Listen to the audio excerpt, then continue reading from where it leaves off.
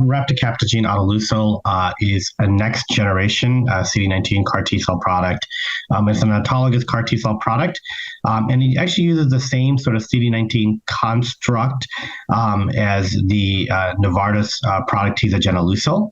However, it uses a novel manufacturing sort of paradigm to produce a CAR-T cell product that has increased stemness, more naive, with the idea being that, if you change the manufacturing parameters, you can lead to a better quality CAR-T cell product that is more fit.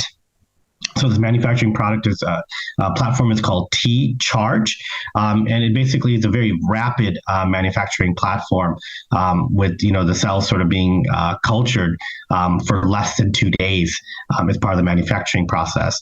And so this was a phase 1 clinical trial to identify a safe dose level. And so they treated patients at sort of multiple different dose levels. Ultimately, they identified a dose level of 12.5 by 10 to the 6 total CAR-T cells as the one to move forward. But I would note that this is a significantly lower dose of CAR-T cells than the products out there.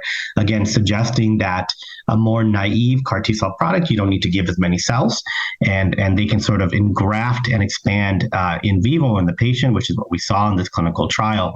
So looking specifically at that dose level 2, which has been identified for future investigation and for phase 2 and phase 3 clinical trials. In terms of safety and toxicity, again, there was low rates of grade 3 to 4 cytokine release syndrome.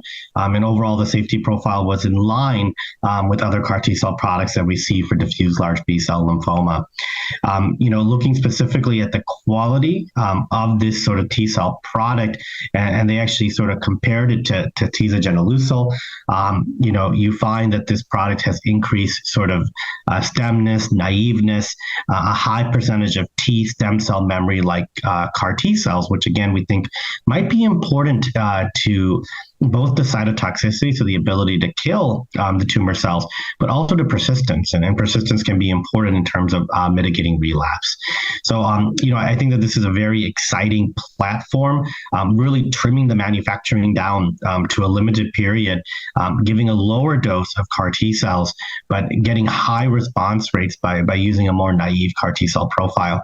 And so this product also, based on this phase 1 study, with the dose identified, will be moving forward to larger phase 2 clinical trials to better get a sense of the efficacy.